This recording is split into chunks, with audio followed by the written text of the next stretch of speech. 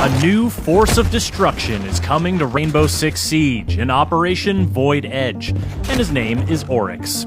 He's a defender, and in addition to crashing through soft walls and sturdy Frenchmen, he can also perform other feats of athletic prowess.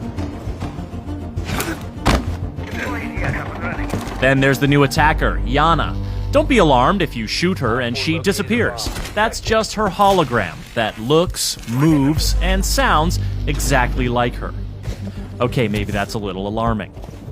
Here's the rundown on the new operators and their gadgets, and a look at what they can do on the newly renovated Oregon map.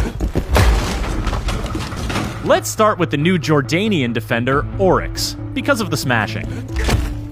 This is powered by his Rima Dash ability, a quick sprint that lets him move faster than any other operator. With it, he can knock attackers to the ground, including Montaigne and other shield bearers. He can also smash through barricades and unreinforced walls. Keep in mind that while barricades are a breeze, he does take some damage when crashing through a wall, so don't get too smash happy without a friendly dock nearby unless you want to end up losing a 1v1 to wood paneling. Oryx's dash runs on charges. He can use them rapidly to dash a few times in a row, but they take time to replenish, and they reset to 0 when you bust through a wall. Gridlock's track stingers and Nomad's air jabs can interrupt his dash, and it takes a moment for him to get his gun back up after dashing. Plus, Oryx's footsteps aren't exactly subtle when he dashes. His ability is more about speed and strength. And he's got one more trick up his complete lack of sleeves. Oryx can jump up and grab open hatches, then either peek at his surroundings and drop down, or pull himself up through the hatch to the floor above. He can't do it on roof hatches, and you'll have to break open the hatch first, so choosing his SPAS 12 primary over his MP5, or his Bailiff sidearm over his USP 40 isn't a bad idea.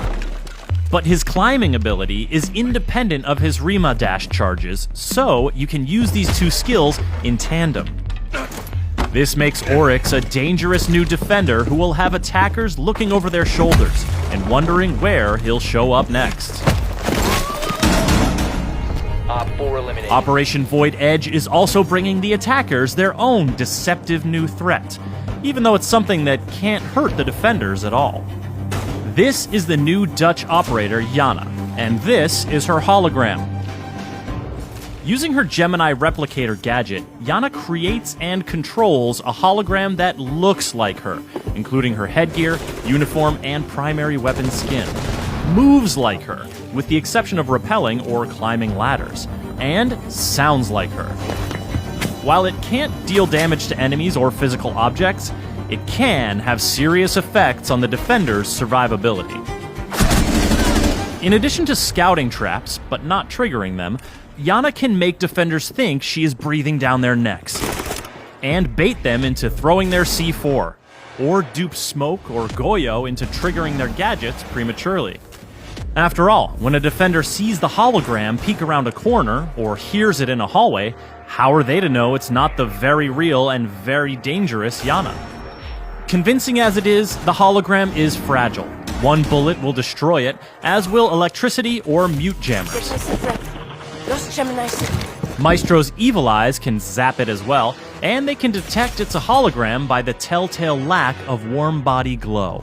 Shooting Iana's hologram does not result in a location ping, as with Alibi's Prisma holograms, and it can't ping locations, scan enemies, or see Vigil when he's using his cloaking device. Plus, Iana can't move while her hologram is active, so defenders are temporarily safe from her ARX-200 or G36C primary weapon, or her MK1 9mm sidearm. But she doesn't just have one hologram. The cooldown period is longer if it's destroyed than if she deactivates it, but her hologram will always recharge. Whether she's using it to run solo misdirection plays, or conspiring with teammates in a coordinated push, Iana's deceptions can have deadly consequences. There used to be an exterior door here, on the dining hall bomb site on the Oregon map, but it's been removed as part of some key renovations to rework the map. The nearby small office tower has been expanded on both levels, giving defenders more room to work with when keeping attackers at bay. The basement area has also grown, with the dorm stairs now extending down one level and connecting through a new freezer section to the old basement. Operators looking to traverse the attic connector above the meeting hall will have more options, including a redesigned floor plan near the master bedroom and a new exterior second-floor window, but the ladder to the first floor has been removed. You'll also find a new hallway connecting the big tower directly to the kitchen, allowing you to bypass the meeting room entirely. Operation Void Edge is also bringing some impactful gameplay updates that you'll want to know about. Changes to barricade damage will make breaking boards more consistent and less obstructive. Attacker drones will now spawn on the same side of the building as the attacker's first spawn location choice, and the player hub will be revamped for improved navigation.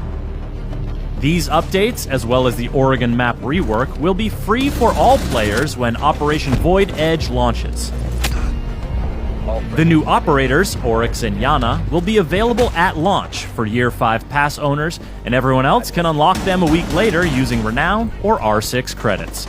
For more on Rainbow Six Siege, subscribe to our YouTube channel and visit us at news.ubisoft.com. Spotted. Shots fired from 10 seconds. Friendly's victorious. Hostiles eliminated.